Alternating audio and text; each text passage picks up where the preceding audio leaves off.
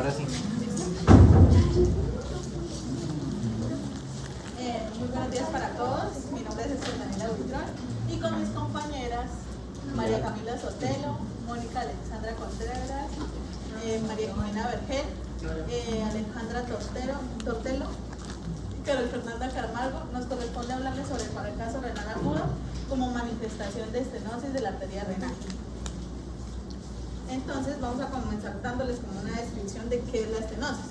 Entonces la estenosis es una condición que es caracterizada por el estrechamiento o la constricción anormal de una estructura tubular o canal del cuerpo, ya sea una arteria, una válvula cardíaca o un conducto, lo que resulta en una disminución del flujo sanguíneo o del paso de fluidos. En el caso les vamos a hablar sobre la estenosis de la arteria renal, especialmente de la derecha.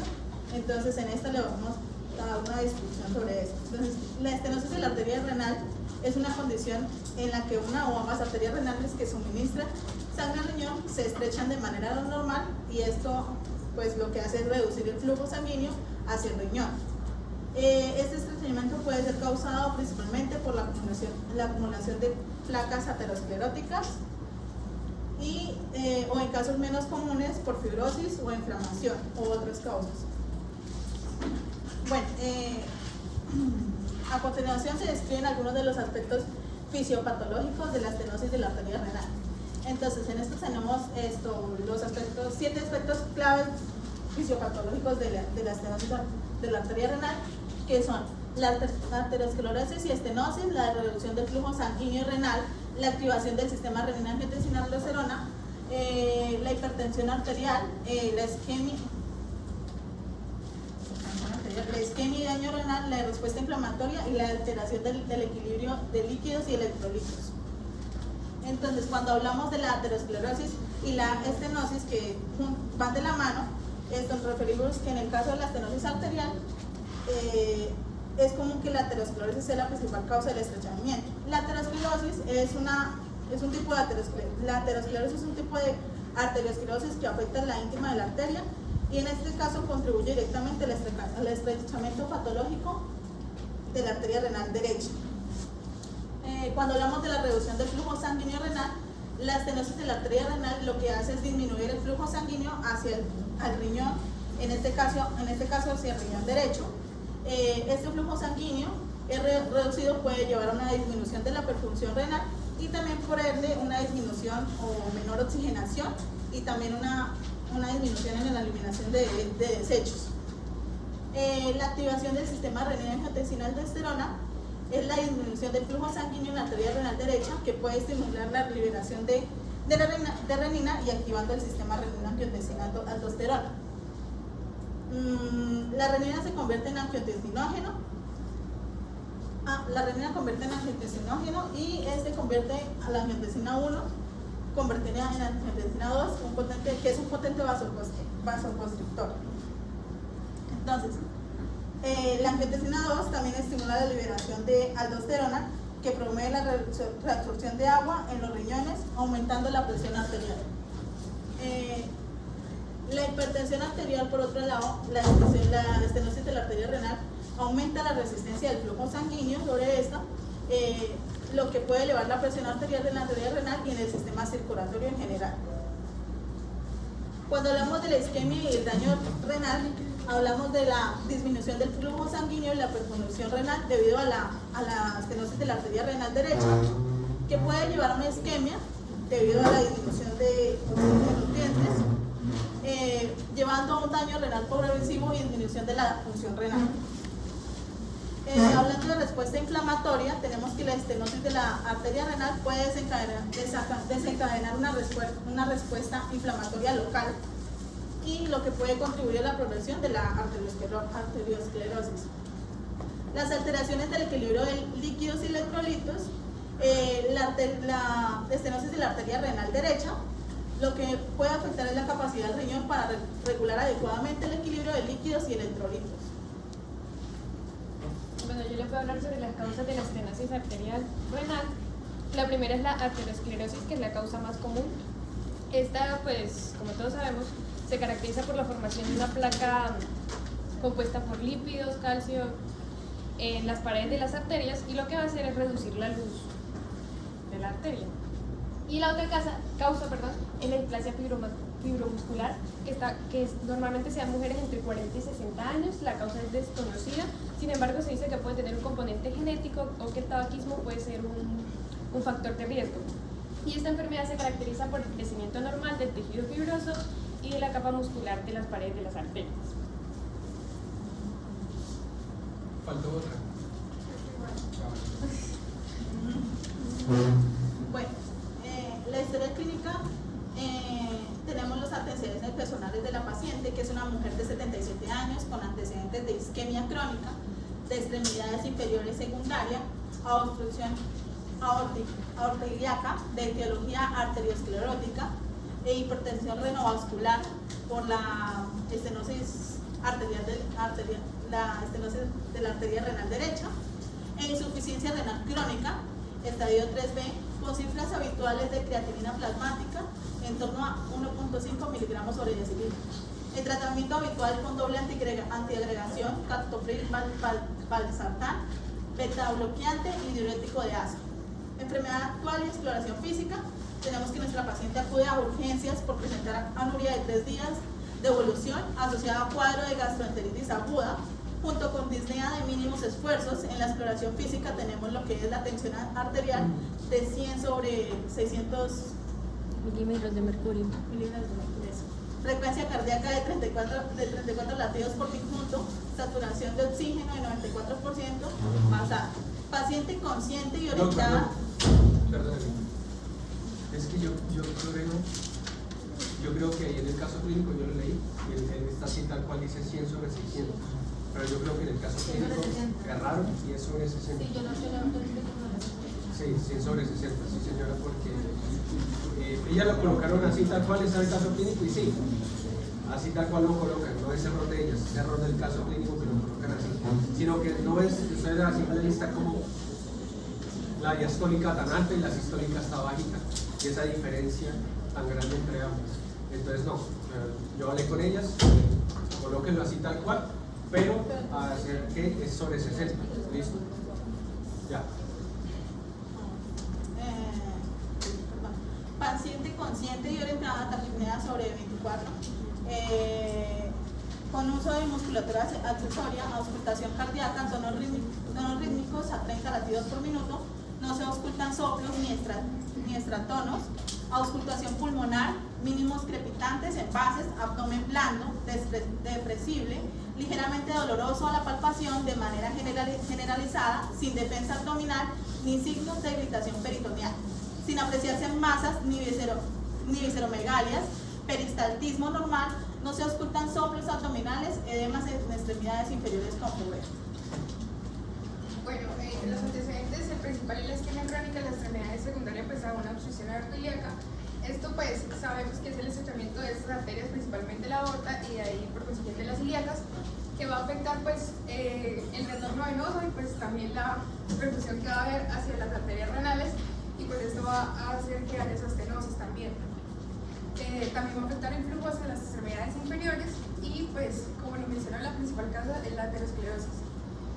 Esto también va a influir en que haya una disminución del flujo renal, de oxígeno, de nutrientes, y pues va a afectar el riñón. Entonces el riñón para intentar mantener esa presión arterial va a empezar a retener sodio y va a causar edema, que ya vemos que va a afectar más adelante. Y pues también van a afectar los vasos linfáticos, ya que no va a poder, pues como ellos están muy asociados a la irrigación, pues también van a estar afectados ahí por el edema, y pues va a afectar el retorno venoso, y por eso vamos a ver que es una de las causas de que tenga esa bradicardia.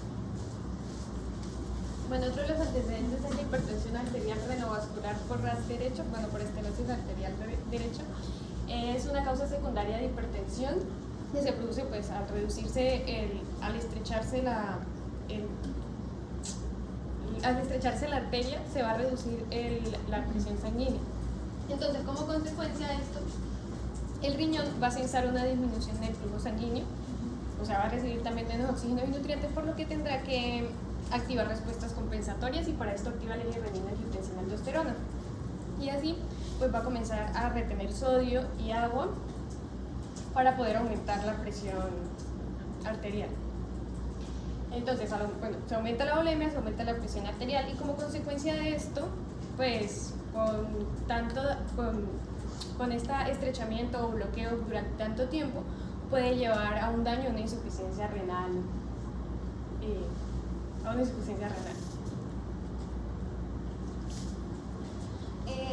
Otro de los antecedentes de la paciente es la insuficiencia renal crónica que se presenta con estadio 3B. La insuficiencia renal crónica en este caso la vamos a determinar como una causa de la falla renal aguda que la paciente ha venido presentando y que ha hecho que las insuficiencias renales crónicas se caracterizan por ser enfermedades progresivas e irreversibles. En el caso de la paciente, además de su edad, que es un predisponente porque tiene 77 años, también el avance de esa falla renal hace que ella llegue a insuficiencia renal crónica. En esta diapositiva podemos observar la clasificación a partir de esta, como mnemotécnica, clasificación que es a través del rifle y donde se puede determinar que la paciente cuando ya ha evolucionado, a pesar de que presenta una creatinina de 1.5 y ha sido controlada pues por como por la medicación que estaba tomando, posteriormente ella presenta una creatinina de 16 miligramos sobre decilitro, es decir que está bastante elevada. En este caso la insuficiencia renal crónica ya se detecta cuando ella se presenta mayor a 3 meses. Esta clasificación se encuentra permeada por 3 variables importantes que son el aumento de la creatinina sérica, la disminución de la tasa de filtrado glomerular y también el volumen urinario. En nuestra paciente el volumen urinario va disminuyendo, ella presenta 3 días de anuria, entonces esto empeora el caso. Además de esta clasificación, dentro de la insuficiencia renal crónica vamos a encontrar a la que es la AQI, en la cual vamos a determinar la insuficiencia renal o la falla renal, pero dependiente solo a la tasa de filtrado glomerular. Esta es la clasificación AQI. La paciente se encuentra en el estadio 3B, es moderadamente grave, se encuentra en la tasa de filtrado glomerular disminuida. Nuestra paciente está aún más disminuida porque se encuentra en anuria. ¿Ella está totalmente anúrica o está oligúrica? Anúrica 3 días. O sea, no está orinando nada, ni siquiera una vez ha ido al baño. No. Por eso ella tiene una falla renal crónica. Es interesante porque, lo presentan como un antecedente. O sea, ella ha venido con eso y presenta un antecedente de creatinina de 1.5. Parcialmente está normal, pero ella tiene posteriormente, cuando llega al examen físico, una de 16 miligramos sobre decilitro. Empeoró. Sí, ella empeoró, por eso presentó la anuria. Tuvo que haber un factor desencadenante que también. Y entonces aquí, vamos a tener unos criterios de evaluación que van a ser específicamente lo que es la tasa de filtrado glomerular y el daño renal. Aquí es importante la creatinina elevada en nuestra paciente. Posteriormente vamos a ver cómo en los exámenes se realiza un eco renal que nos va a poder determinar la estenosis arterial que se desencadena a partir de la insuficiencia renal crónica, pero en esta está muy relacionada con lo que es la hipertensión arterial. Ella tiene hipertensión arterial y yo lo tomé como que a partir de la hipertensión arterial ella llega a la insuficiencia renal crónica. La misma estenosis, es que todo está muy conjunto. Sí. Porque es que la estenosis de la arteria renal me lleva a que haya lesión renal y que haya activación del eje que me lleva a hipertensión. Y la hipertensión me empeora el flujo renal y me empeora el daño renal que empeora la hipertensión. Sí, porque es que ahí lo toman como desde la hipertensión lleva a la falla y la falla lleva a la insuficiencia.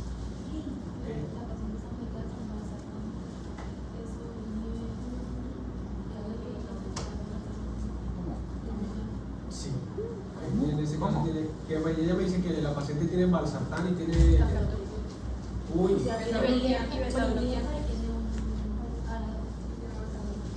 ¿Hicieron eso?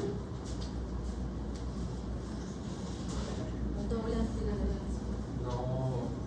Tiene valsartán y tiene captopril en el mismo momento. Eso me puede hacer No, sí, pero no le pregunto, no, sí, es eso. Pero eso no se puede hacer. Ustedes no pueden colocar, o sea, ya me lo están relatando tal cual está el caso, yo no me había percatado, ya me dicen que así está. Ustedes no pueden colocar, cuando ya estén en la práctica, las guías nos recomiendan colocar un ARA 2 y un IECA al mismo tiempo. ¿Sí? O es el uno o es el otro. Y si ustedes ven la guía, les recomiendo, por ejemplo, insuficiencia cardíaca, un IECA o un ARA 2 de primera línea. Los segundos, los que ya no responden con el primero, un IECA o un ARA 2 con beta bloqueador o diurético. Tercera línea, un IECA o un ARA 2 con un beta bloqueador y un diurético. Que no sea de asa, preferiblemente una dinoclorotiazida. ¿Sí? Es el uno o es el otro. Y los que ya están muy resistentes les colocan una combinación que son con inhibidores de la neprilicina. Busquen hoy eso, inhibidores de la neprilicina. Se lo van a preguntar en medicina interna, en quiz. Inhibidores de la neprilicina. Un ejemplo de eso es el sacubitril valsartán, que es una molécula de última generación. Bueno, última generación le dicen, pero la última generación era cuando yo estaba haciendo medicina interna, que hace como 7 años. Tampoco tanto tiempo. Pero sí, era el sacubitril valsartán y todavía le dicen molécula de última generación. Sacubitril valsartán, valsartán con B pequeña. Ella me lo están comentando tal cual así y pues sí, yo creo que eso la va a potenciar bastante, un poquito bastante. Entonces ese es el problema. Ustedes no pueden inhibir, ustedes no pueden utilizar ARA 2 en el mismo. ¿Listo? Bueno, entonces dentro de la fisiopatología, una de las causantes más relevantes dentro de la insuficiencia renal crónica es la glomerulonefritis. Entonces aquí se va a presentar lo que es las pérdidas de las nefronas. En este caso, pues la unidad funcional renal va a encontrarse bastante disminuida su función y se van a activar mecanismos compensatorios. Dentro de estos mecanismos compensatorios vamos a encontrar dos que subyacen en la misma consecuencia y que va a hacer que se aumenta la presión hidrostática a nivel de las nefronas. Esto hace que se aumente el flujo sanguíneo, por tanto la presión a nivel de las arterias aferentes y aferentes, sobre la aferente, y se aumenta la hiperfiltración glomerular. Y el otro es que se da la hipertrofia glomerular por la sobrecarga y se aumenta pues la superficie de filtrado. En esta superficie de filtrado se hace que se retengan mucho más líquidos. Pues subyacente a esto, a la hiperfiltración glomerular, se va a hacer una síntesis de citocinas, también se va a aumentar los factores de crecimiento y se va a generar un proceso de fibrogénesis que va a llevar a la glomerulosclerosis. Dentro de la causa primordial de la paciente pues está la hipertensión arterial. Esta va a estar desencadenada sobre todo porque hay una mayor retención de líquidos. Se ve también una activación de la parte simpática, está bastante activada, y también se ve una alteración del ciclo circadiano, es decir que el estímulo simpático no cesa a pesar de que en la noche pues se supone que debería estar presente más el estímulo parasimpático, pero en la paciente no, porque la insuficiencia renal crónica la lleva a que el estímulo simpático esté siempre presente, agravando la presencia de la disminución de la función renal. Doc, pero ¿por qué en esos pacientes hay tanto estímulo simpático? ¿Qué es? Porque, la hipertensión arterial lleva a que se genere más, más respuesta rápida frente a los cambios de la presión. y sobre todo que desencadenan pues en la insuficiencia renal crónica, que ya es un estadio en el que el sistema renina-angiotensina se mantiene activado la mayoría Pero de la los primera parte, tiempos. según lo que me dijo, porque me dice que hipertensión llevaría a estimulación para cambios de presión arterial, pero si fuera así, en vez de activarse el simpático no debería disminuirse, porque con cambios de presión arterial elevados, yo no debería aumentar el simpático, debería disminuirlo. Pero, o sea, en este caso se encuentra relacionado con lo que es la insuficiencia renal crónica, que, o sea, como ya no es simplemente el simpático, se activa como de una forma transitoria, pero en la paciente hace que, o sea, como hay tanto estímulo, él se mantenga siempre activado. Más que todo ahí también, sí, por la parte renal de la activación del eje.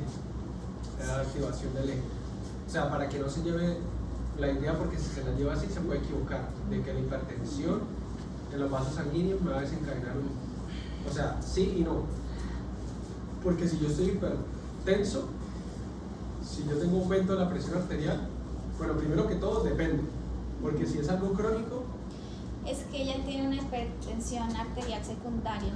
lo que es crónico, los vasoreceptores Ya no no se estimulan mucho, a no ser que de su cronicidad se eleve o se baje mucho. Es decir, ella tiene, digamos que su presión arterial normal para esa patología que tiene, ella mantiene 150-90 y se le eleva a 200-210. Ahí sí los mecanismos vasoreceptores se activan y ni eso es prácticamente suficiente, porque si no todos los pacientes no llegarían en urgencia hipertensión. Pero en este caso también es porque, más que por vasoreceptores, si yo hablara de cambios rápidos, Pero es que porque la constante alteración del flujo renal pues activa el eje renina-angiotensina-aldosterona, ¿sí? La misma angiotensina eleva la presión arterial y también es un desencadenante de como actúa a nivel de las glándulas suprarrenales, pues liberación de aldosterona, pero algunas veces también en la activación liberación de adrenalina y noradrenalina. Y lo otro es porque como se detecta una hipoperfusión a nivel renal, él entiende que se está quedando sin sangre y entonces hace vasoconstricción de diferentes venas, ¿sí?, para llevar ese flujo sanguíneo hacia allá, y eso lo hace mediante el simpático. Entonces, esas son las cositas que explican por qué pueden tener alteración o una sobreexcitación no. Como una estimulación simpática, sí. Pero sin, o sea, que no para. O sea, No, yo lo entiendo no así para porque el mecanismo ella, sí. o sea, no deja cesar al mecanismo renina-angiotensina. Por eso es que también ustedes ven que colocan metabloqueadores. Listo, bien, está bien. Siguiente. Bueno, entonces los mecanismos claves que nos llevan a desencadenar ya la presentación de la estenosis arterial va a hacer que, bueno, a partir de la hipertensión arterial se va a hacer que sea más propensa la aterosclerosis aquí en la arteriola eferente y aferente, que se van a ver complicadas a nivel de las arterias renales, y todo esto va a estar permeado por estos 4 mecanismos claves, que son la sobrecarga del volumen relacionado con la hipertensión arterial, también la hiperactividad simpática, la retención de sodio, la disfunción endotelial, porque se altera el endotelio tanto en su músculo liso como en la capa subendotelial, y también la hiperactividad sistémica del eje renina-angiotensina, que es lo que lleva a que pues se presente esa insuficiencia renal crónica. Una causa importante es que la insuficiencia renal crónica tiene dos vías, una que es la glomerular, que por lo general es derivada de la diabetes, y otra que es la vascular, que es el caso de nuestra paciente, que es por la hipertensión arterial. Bueno, en cuanto a los síntomas con los que la paciente llega a urgencias, se presenta anuria de 3 días de evolución asociada a un cuadro de gastroenteritis. Bueno, como sabemos, la gastroenteritis pues, es una inflamación del tracto gastrointestinal que se caracteriza por síntomas como diarrea, vómito y deshidratación. La paciente, esta deshidratación puede afectar la función renal, reduciendo el volumen sanguíneo y teniendo una hipoperfusión renal. La deshidratación está asociada con la anuria. En cuanto a cómo están implicadas las fuerzas que salen acá, pues va a haber un aumento de la presión osmótica capilar, porque la pérdida de líquidos y electrolitos va a conducir a una concentración más alta de solutos en el plasma. Va a haber una disminución de la presión hidrostática capilar, porque también esta misma pérdida de líquidos va a reducir el volumen sanguíneo y como resultado pues esta presión va a disminuir. La presión hidrostática capilar intersticial va a estar elevada porque la disminución del volumen sanguíneo va a aumentar la concentración de líquidos en este espacio intersticial, y la colososmótica intersticial va a estar disminuida debido a que como va a haber la paciente está anúrica, pues va a haber retención de líquidos en el espacio intersticial. Ahora la paciente tiene una hipoperfusión renal que se refiere... Perdón, ¿y la presión colososmótica del plasma cómo está? En ella, ¿cómo está? Elevada. Sí. ¿Por qué? Porque hay pérdida de líquidos. Es cierto.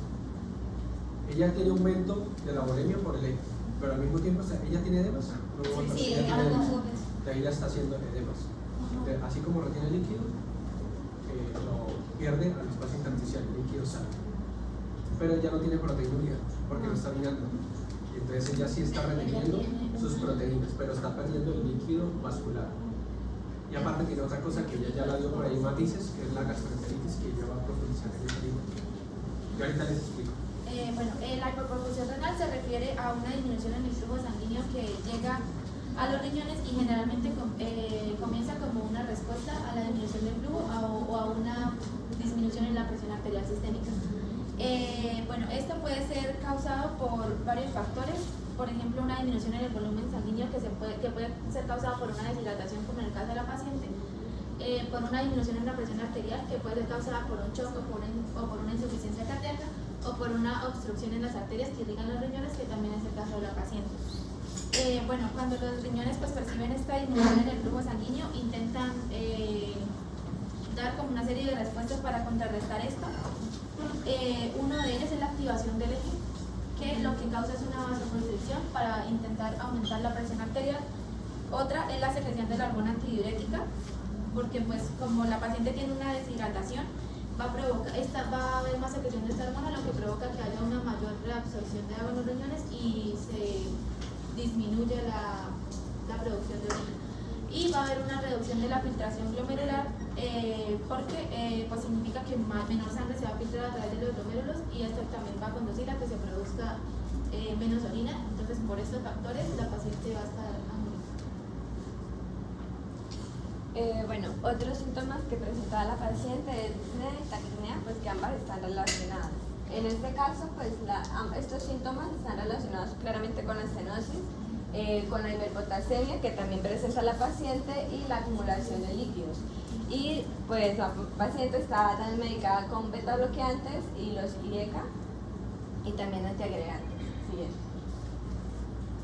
Entonces, ya lo que han hablado mis compañeras de la estenosis de la arteria renal y que causa la falla renal aguda y que eso causa hiperpotasemia, porque pues con la falla renal aguda no hay filtración glomerular, lo que hace que haya pues más potasio en la sangre y pues causa la hiperpotasemia. Entonces, ¿cómo afecta el potasio para causar la disnea y taquipnea? Pues porque el potasio interviene en la repolarización del corazón, y al haber tanto potasio, entonces hace que esté como prolongado el potencial de acción, y esto pues cause arritmia porque no hay o sea, los impulsos eléctricos están alterados, lo que llevan a arritmias. En este caso también la paciente presenta bradicardia, entonces eso es lo que le causa bradicardia. Pues con la bradicardia pues disminuye el gasto cardíaco y hace que pues el flujo sanguíneo no sea suficiente o no satisface como a todos los tejidos, y puede llegar, pues eso es lo que, esa falta de oxígeno pues fue lo que le causa la disnea, y pues como recompensa esto pues ya empieza a aumentar la frecuencia respiratoria, lo que explica la taquipnea. ¿Ella no tenía edema pulmonar o algo de eso? Sí. Sí, ¿Mm? ya, siguiente. Esa puede ser otra causa. Sí, ¿Y por ya- qué? ya Doc, lo voy a y explicar. una pregunta. ¿Y ella tenía acidosis o alcalosis o algo de eso? No lo mencionaba. No lo mencionaba. ¿Qué piensan ustedes que podría tener ella? Acidosis. Yo también creo, pero entonces en un momento cuando hasta ella tiene acidosis, pero ahora está con síntomas respiratorios, yo no sé si en algún momento, en ese momento la frecuencia respiratoria me la lleve a que haga una alcalosis respiratoria. Es difícil saberlo porque el caso no lo dice, pero podemos especular. ¿Y por qué tendría acidosis ella?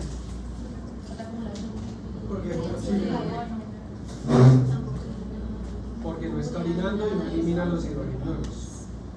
Pero entonces también, a ver, la aldosterona retiene sodio, excreta potasio. Pero el sodio ella está. ¿Y la aldosterona cómo se comporta con los hidrogeniones?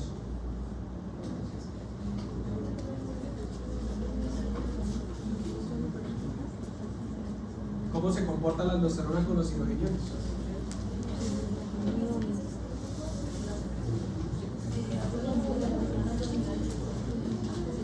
Eso es lo que no me cuadra. Pero como no está mirando. No, y como no está mirando.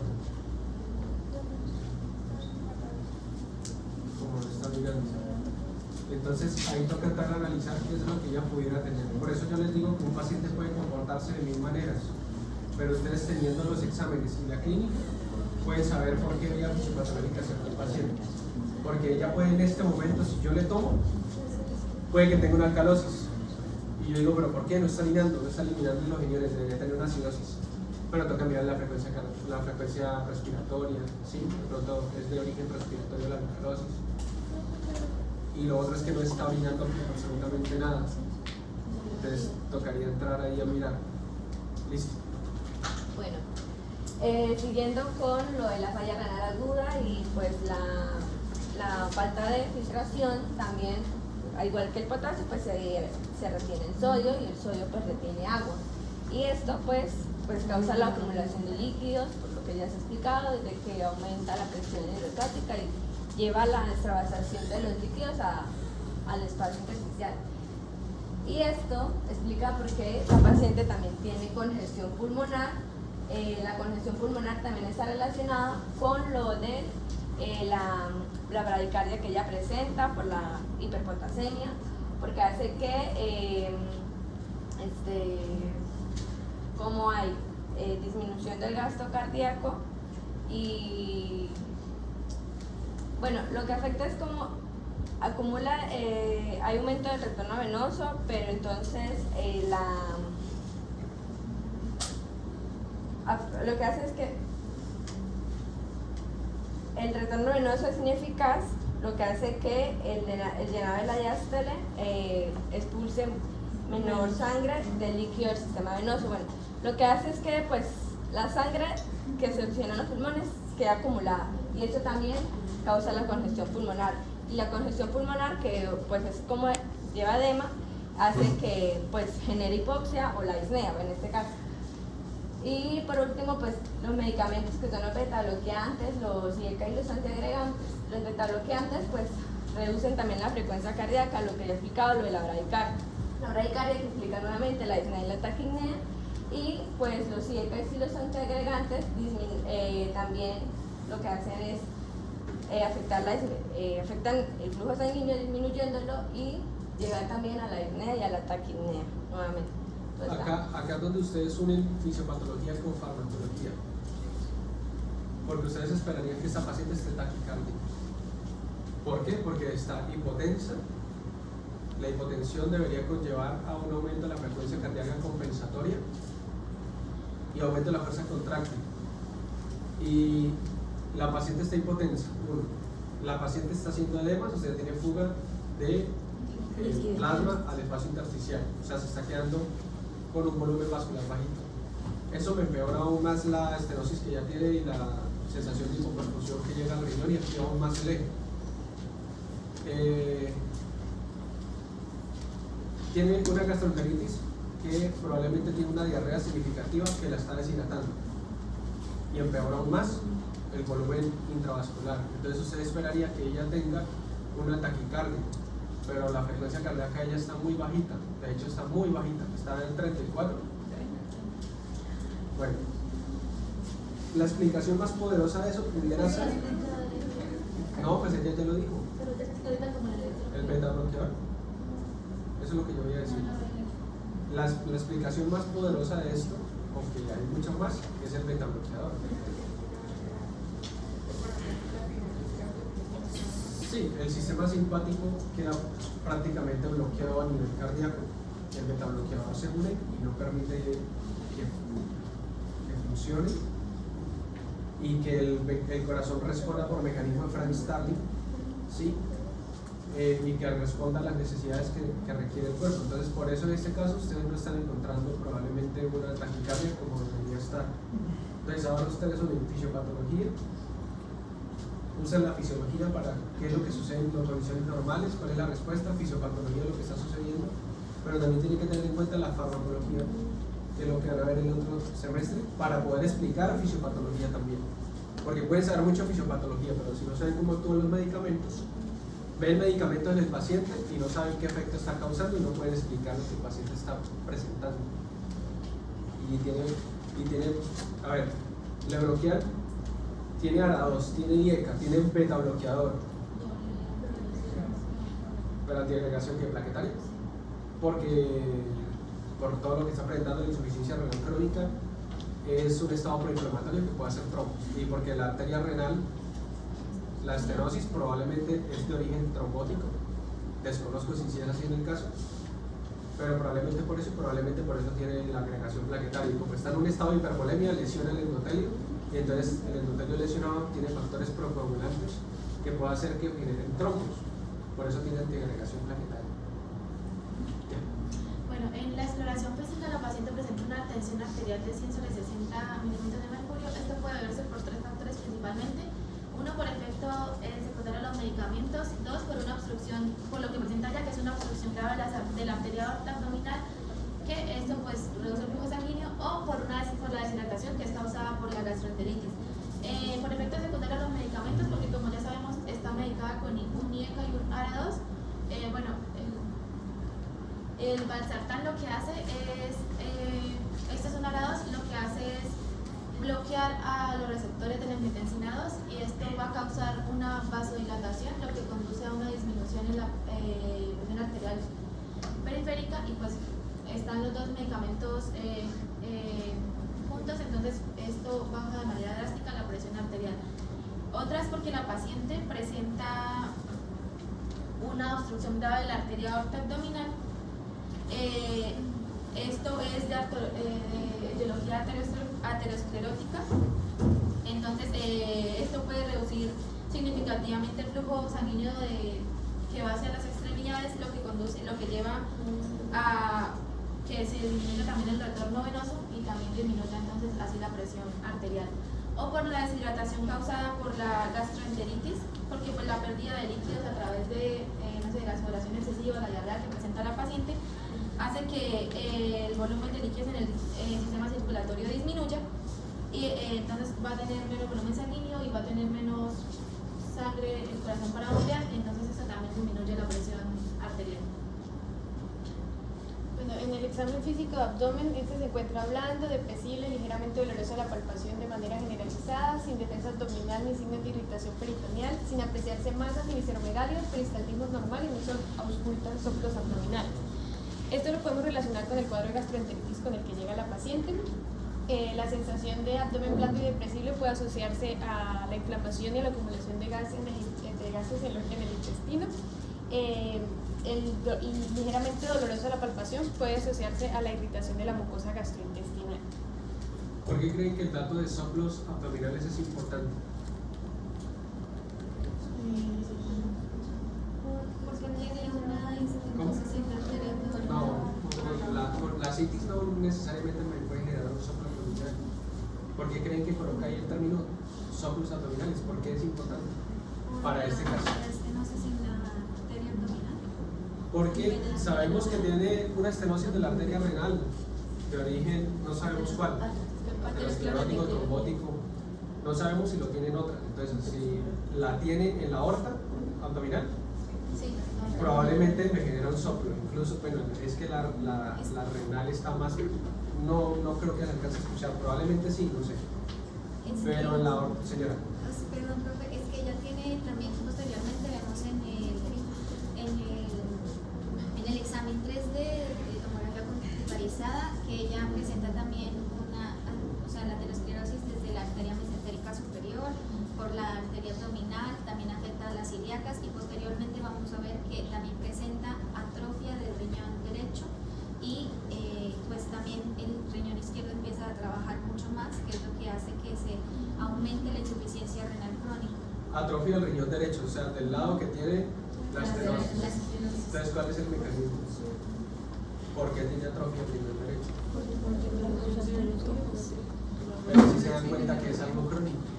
La calcificación. Pero si se dan cuenta, el tiempo, si ven la diferencia en cuanto a las preguntas del parcial, si yo le coloco, y así era el caso que decía, oclusión de la arteria renal de 12 horas de evolución, y yo les colocaba mecanismos de apoptosis, les coloqué mecanismos de necrosis y mecanismos de atrofia, y algunos se decantaron por mecanismos de atrofia y por mecanismos de apoptosis. Si se da cuenta, no da el tiempo. No es lo mismo yo coger la arteria renal derecha o la izquierda y obstruirla ya, que irla con el tiempo obstruyendo poco a poco. El riñón no se va a morir, va a entrar en atrofia. Sí, o sea, esa atrofia es producto de la falla renal aguda, ¿sí? Esa atrofia es porque le está llegando menos sangre por la estenosis. Y probablemente conforme va incrementando ahí también van incrementando presiones venosas de drenaje, bueno, eso va aumentando presión inostática. Una pregunta, ahí la hipertensión no sería causa de un factor, como explicarle el hiperaldosteronismo secundario a la obstrucción de la arteria aorta. ¿Eso clasificaría como un hiperaldosteronismo secundario? Probablemente sí, porque en las causas de hiperaldosteronismo secundario está la estenosis de la arteria renal, sino que ellas se enfocaron acá en estenosis de la arteria renal como el mecanismo desencadenante como tal. Pero claro, si ustedes le toman a la paciente, van a encontrar probablemente renina aumentada, aldosterona aumentada, ¿sí? Y eso es en parte también la razón de por qué probablemente no está dominante. Ya. Bueno, y entonces los soplos abdominales, pues porque si la paciente también tiene trombos de pronto a nivel de la aorta o obstrucción o alguna cosa que me genere flujo turbulento, como es un gran vaso, a veces, depende de qué tan obeso es el paciente, depende. Usted coloca el fonendo y escucha un soplo a ese nivel, por eso ahí colocan, pero no le escucharon soplos abdominales. Listo. Continuamos con lo que es el edema en extremidades inferiores como ven. En esto tenemos 5 factores que pueden contribuir, que son la insuficiencia renal crónica, la hipertensión renovascular, la alteración de permeabilidad capilar, la presión hidrostática y la anuria. Entonces, cuando hablamos de la insuficiencia renal crónica, esta puede llevar a una disminución de la función renal y la eliminación de desechos y regular el equilibrio de líquidos y electrolitos en el cuerpo, lo que puede provocar un edema de extremidades inferiores. Entonces, la hipertensión renovascular, debido a la estenosis de la arteria renal que tiene la paciente, Dos minutos.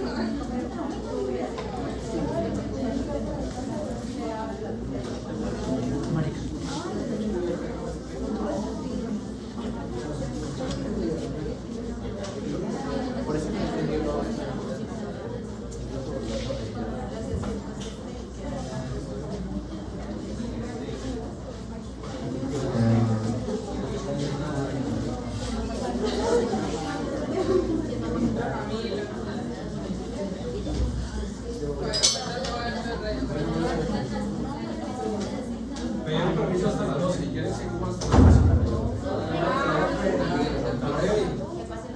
Bueno, hágame. Entre más clases, más aprendes.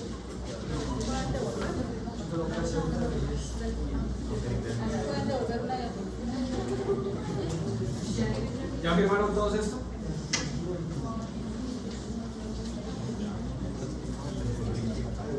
Bueno, Listo. la hipertensión neurovascular, que debido a la estenosis de la arteria renal que presenta la paciente, puede afectar la circulación renal y también la presión arterial, que a su vez puede contribuir a la retención de líquidos y por ende también se puede formar el edema de las extremidades inferiores. Bien. También tenemos lo que son las alteraciones en la permeabilidad capilar, que aquí la hipertensión y otras condiciones pueden alterar la permeabilidad de los capilares, permitiendo que se escape más líquido hacia los tejidos circundantes y generando el edema en extremidades inferiores. También tenemos lo que es la presión hidrostática, donde aumenta la presión arterial sistémica. Pues en este momento el profesor dijo que la paciente había estado mal, que era 100/60. 160. Entonces, de todas maneras, va a aumentar la presión hidrostática en los capilares, impulsando líquido hacia los tejidos circundantes y produciendo también el edema de extremidades inferiores. La anuria, es la falta de producción de orina. Nuestra paciente tiene anuria durante 3 días, que implica una significativa o la ausencia, en este caso, de producción de orina, que nos lleva a una acumulación de líquido en el cuerpo, incluyendo a las extremidades inferiores. Bueno, esto es como un mapa mental del edema, que Sí, nos dice vamos que es.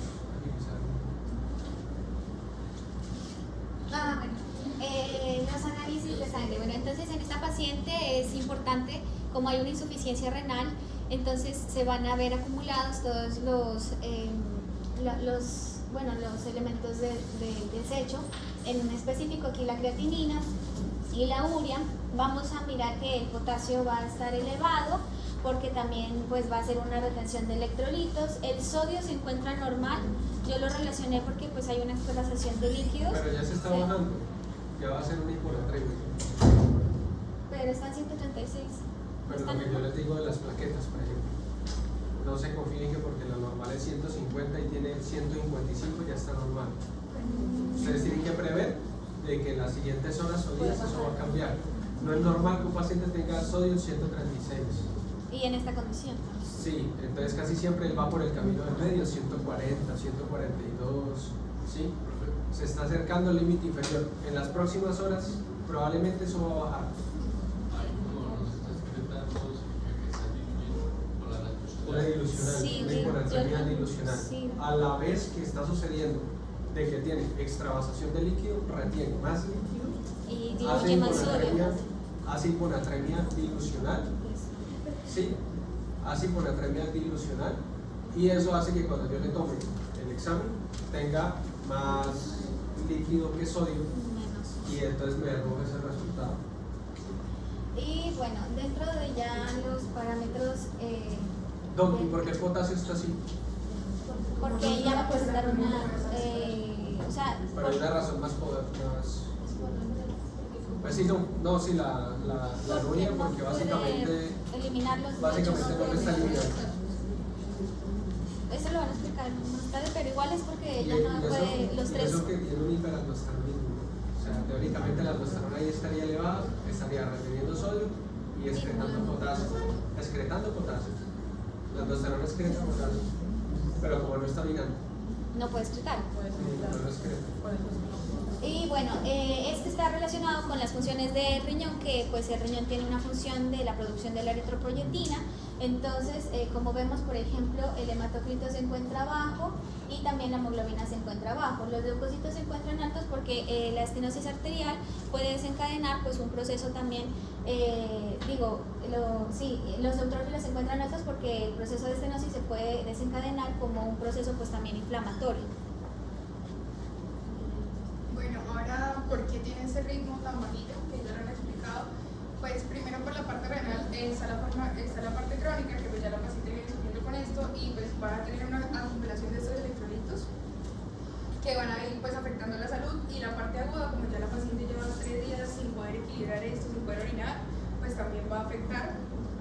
Entre pues, los electrolitos que están acumulados está el potasio, el sodio, el calcio, el fosfato, la creatinina, la urea, la glucosa que está un poquito alta, y pues pues cuando sale creatinina y urea alta, como ya lo sabemos, eso indica que esto indica que esto se elimina por la orina y pues indica que hay una falla renal. Ahora, respecto al desequilibrio de los electrolitos, como están a niveles altos de hiperpotasemia, pues me lo explicaron, pues lo voy a explicar un poquito más a fondo. Como sabemos, pues el potasio activa, funciona en la parte de la repolarización y la despolarización, porque más que todo la repolarización. Entonces, al haber tanto potasio extracelular, él activa principalmente pues, en las células del nodo sinusal, en las células de Purkinje y en las del nodo AB. Entonces, al haber tanta acumulación de la repolarización va a ser más lenta, lo que hace que sea más lenta esta despolarización y el corazón pues empiece a bajar el ritmo y va a hacer que tengas bradicardia. Pues, siguiente. También algunos medicamentos, como ya lo mencionamos, van a hacer que se baje esto, como el captopril, porque es un inhibidor pues, de la enzima convertidora de angiotensina, que se usa para tratamientos de hipertensión arterial y alteraciones cardíacas, porque va a ayudar a disminuir el flujo pues, de esta presión alta. Y el valsartán, que pues, es un antagonista de los receptores de angiotensina 2, que también pues, va a inhibir ahí como el eje y va a hacer que se reduzca la presión arterial. Los beta-bloqueantes, que pues bloquean los efectos directos de la epinefrina en el corazón y pues también van a ayudar a que haya esta bradicardia. ¿Qué otra alteración me produce, Alejandra, la hipercalemia en el electrocardiograma? La hipercalemia en el electrocardiograma, ¿cómo se ve? ¿Cómo lo encuentran ustedes en un electrocardiograma de hipercalemia?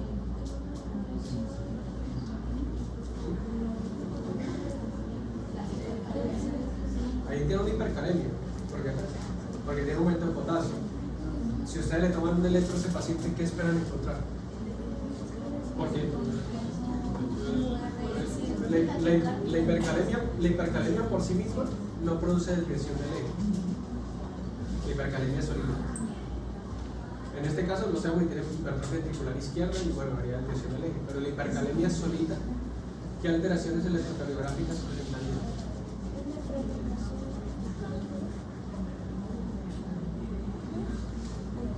Uno, van a ver bradicardia en el electrocardiograma. Y dos, ¿qué tiene? Ya tiene bradicardia. Por eso. Esta es una alteración que puede encontrar en el electrocardiograma. Cuentan los QRs y cuentan el tiempo y encuentran. Tiende a haber una disminución de la excitabilidad. Entonces encuentran una hipercalemia y pueden encontrar un QT prolongado y la más importante, que no se les puede olvidar, las ondas tepículas. ¿Y lambda P? La hipercalemia que se da. Lambda P como no tan denuncia. Pero la más importante es la onda T de repolarización. La onda T está picuda. Porque le da tiempo. Búsquenlo ahí. Los que no funcionaran conmigo, yo les dejé muchos en el semestre pasado. Ondas tepícudas. Ondas tepícudas. Si nos alcanza y se portan bien, les doy patología electrocardiográfica. Bueno, también entre los que causa es el poco retorno, el retorno que tiene de la sangre por las obstrucciones de la aorta.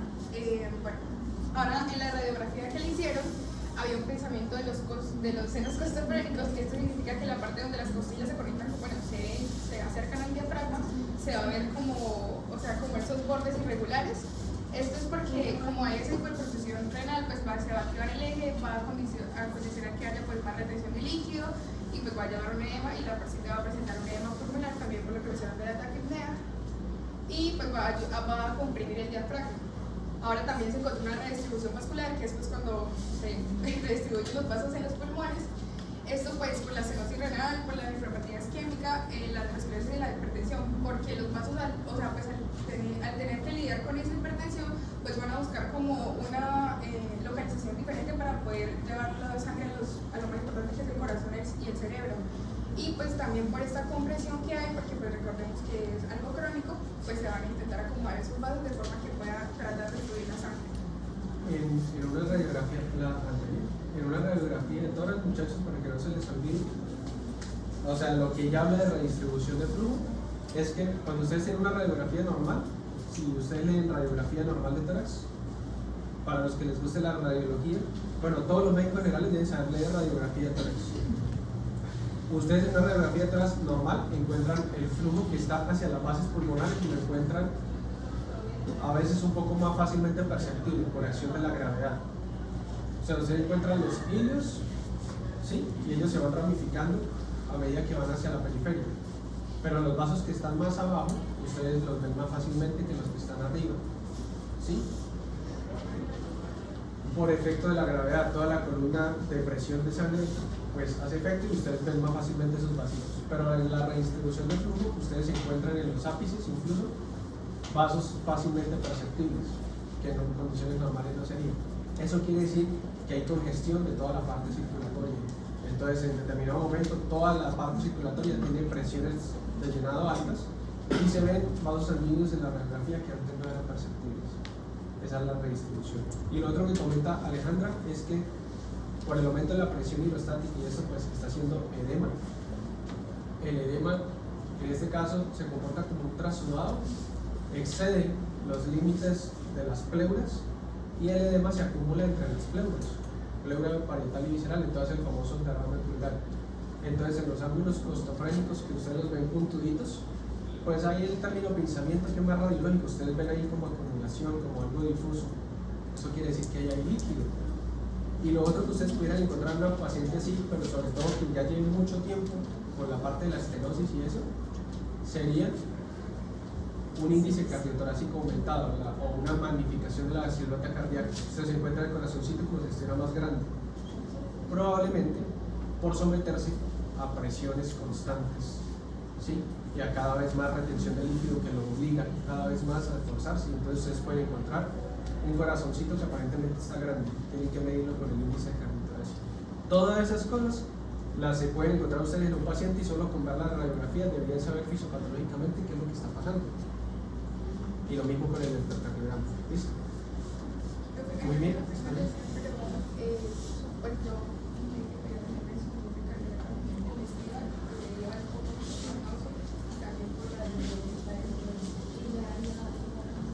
Es que el problema acá lo que nos complica el cuadro clínico es la diarrea. Porque si no estuviera la diarrea, probablemente sí estuviera un poco más congestiva, con un poco más de presión arterial, porque es que así como está reteniendo líquido, así hace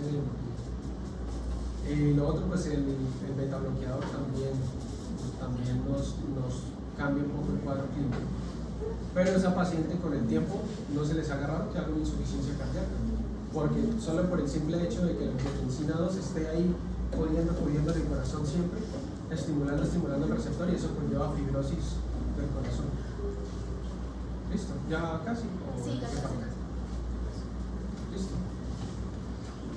En la ecografía de abdomen de la paciente vemos que tiene un hígado de estructura y morfología, pero no término físico porque no había. Entonces, hígado de estructura y morfología conservada, sin evidenciarse de lesiones focales, vesículas iniciales, o sea, sin cálculos, por lo tanto no va a tener ninguna inflamación en la vesícula, ni signos inflamatorios parietales, no hay dilatación de la vía biliar, porta de calibre normal, permeable, porción del páncreas visualizado y vasos normales, aorta abdominal abordada de calibre normal Y aquí venimos con lo que es lo del riñón derecho atrófico, riñón izquierdo con diferenciación corticomedular, conservado cicatriz cortical en el tercio superior, de un tamaño de 107 por 50 milímetros. No se consigue registrar ninguno de los índices de resistencia renal en las arterias intraparenquimatosas periféricas por baja señal y probable inversión del flujo. Arteria renal principal permeable con flujo turbulento a nivel iliar con alteración de onda Doppler. Vena renal principal no visualizada.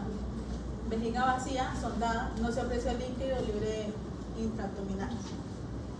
Bueno, aquí lo importante es ya observar cómo pues está atrofiado el riñón derecho, muy obvio, está chiquitito, y ya el riñón izquierdo es el como que mayor carga de trabajo en función renal pues va a presentar.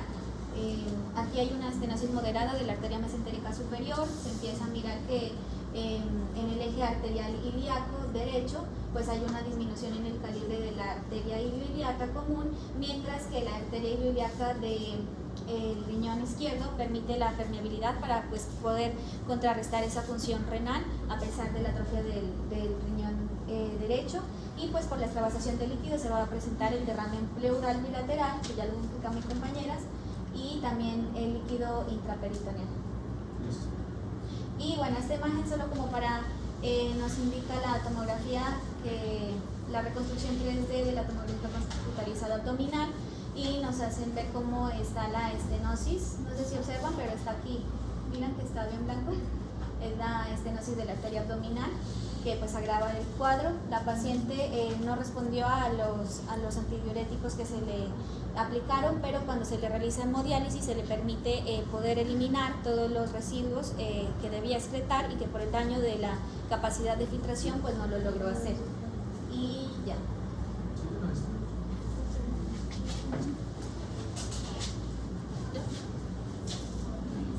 Listo, entonces fíjense que ellas abordan el caso. Si fuera un caso solamente de estenosis de arteria renal, sería más fácil, pero no es un caso solamente de estenosis de arteria renal, es un caso de estenosis de arteria renal en una señora que venía hipertensa crónica, activación crónica del eje, que tiene un cuadro de gastroenteritis, y eso se les llega muy frecuente. Un paciente que tiene una patología renal o cardíaca establecida, que le pasa algo, le da una neumonía, le da una diarrea, le da una gripa y se descompensa fácilmente, y todo lo que tenía crónico se agudiza. Entonces ella tiene una gastroenteritis. La gastroenteritis probablemente pues siempre es considerable, está con diarrea, no sabemos si está con vómito. Ella ya tiene una estenosis de la arteria renal que me predispone o que me presenta una activación crónica del eje. Ya sabemos por qué, porque hay un menor flujo, lo censan las células justaglomerulares, se activa la producción de renina, el flujo va más lento, se reabsorbe más sodio, se activa la mácula densa, se activan mecanismos simpáticos de redistribución del flujo, eso para intentar elevar la presión arterial, porque el riñón cree que la persona está hipotensa, ¿sí? Al mismo tiempo causa una vasoconstricción de la arteriola aferente, porque se supone que si está hipovolémico, que es lo que el riñón cree, pues la persona no debería estar orinando mucho. Entonces hay una vasoconstricción hasta cierto punto de la arteriola aferente, pero una mucho más potente de la eferente, ¿sí? ¿Para qué? Para mantener aún así la tasa de filtrado glomerular, para que la paciente siga orinando, porque yo no puedo dejar de orinar, ¿sí? Pero también hay una disminución, es cierto, del tamaño o hay un aumento de la resistencia de la arteriola aferente para que no llegue tanta sangre y no se orine tanto. ¿Qué me salva? Las prostaglandinas locales en ese lugar. Por eso fue que en el cuadro, caso clínico de la señora del parcial, que le dieron el aire, la señora empeoró. Y creo que el caso clínico mencionaba que la señora tenía una estenosis de la arteria renal. Era por eso. Me sigue manteniendo el flujo, sin embargo, hay una vasoconstricción de la arteriola aferente y la paciente ya tiene una disminución del flujo como tal ahí. Entonces va a empeorar de por sí el flujo. Ella tiene activado crónicamente ese eje, eso también me está activando la parte cardíaca, me lo está estimulando el extensión del corazón, que tiene que esforzarse. Como ella está reteniendo líquido porque retiene sodio y el sodio retiene agua, y al mismo tiempo tiene activación de la hormona antidiurética y al mismo tiempo mecanismos de la sed, la persona va tomando agua, eso va incrementando las presiones de llenado del corazón y él se va esforzando cada vez más. La paciente le bloquearon, entonces dijeron, esto va a seguir empeorando, coloquémosle IECA, le colocaron IECA. Yo desconozco si ella tenía el IECA a 2 todo este tiempo, si se lo colocaron ya cuando la vieron así, que llegó llevada a No, urgencias. pero ya venía tratamiento, Bueno, le colocaron eso, que no, ya saben que no se debería hacer, uno o lo otro, para bloquearle un poco el eje, porque esa angiotensina pues también incrementa la presión arterial, la resistencia y aparte ocasiona fibrosis en el corazón. Por lo tanto, con el tiempo va llevando a la persona a una insuficiencia cardíaca. El problema fue que ella viene así, tiene un cuadro de gastroenteritis, la gastroenteritis empieza a deshidratarme al paciente porque empieza con diarrea, empieza con vómitos, ¿sí? Y los vómitos pueden ser una de las causas de hiponatremia también, y la diarrea. El eje se activa aún más, ya tenía una patología crónica que activa el eje, pero ahora está con diarrea y con vómito por la gastroenteritis, eso hace que se deshidrate, y si de pronto ya no está reponiendo la misma cantidad que elimina, pues me altera mucho el volumen vascular, eso hace que se active más el eje, ella empieza a retener aún más líquido y está en un estado probablemente de deshidratación tan importante que llega un momento en que la combinación de la activación crónica del eje y la diarrea y la pérdida de líquido está reventando es tan importante que la paciente prácticamente ya casi no orina. Esa activación del eje es tan importante que empieza a ocasionar una sobrecarga hídrica, pero al mismo tiempo la paciente está haciendo edema pulmonar, edema de miembros inferiores, está teniendo extravasación. Y probablemente toda esta retención de líquidos pues precisa de que el corazón reaccione para poder, por mecanismo transtal, bloquear esa sangre, pero es que la señora tiene un beta bloqueador que complica aún más el cuadro clínico. Porque sí, porque este beta bloqueador me bloquea, valga la redundancia, el estímulo adrenérgico en el corazón, entonces el corazón no puede incrementar, no puede hacer ni cronotropismo ni hipnotropismo. Entonces está funcionando a una frecuencia cardíaca muy bajita, por eso ustedes no le encontraron taquicardia. Y lo otro, a ver, ella debería tener en este momento una aldosterona elevada, pero es que acuérdense que tiene bloqueo del eje adrenina-angiotensina-aldosterona por los medicamentos. Entonces probablemente no está haciendo una activación efectiva del eje y por lo tanto pues la paciente sí se está deshidratando, está en un estado hipovolémico. Esto complica mucho el cuadro clínico, pero es para que se defiendan más o menos y esta es el resumen de lo que está sucediendo con ella. ¿Sí entendieron el libro? Sí. ¿Listo?